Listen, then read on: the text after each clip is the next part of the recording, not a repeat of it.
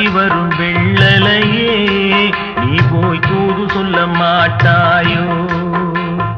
கொத்துங்கிளி இங்கிருக்க, கோவை பழம் அங்கிருக்க, போய் தத்தி வரும் வெள்ளலையே நீ போய் தூது சொல்ல மாட்டாயோ?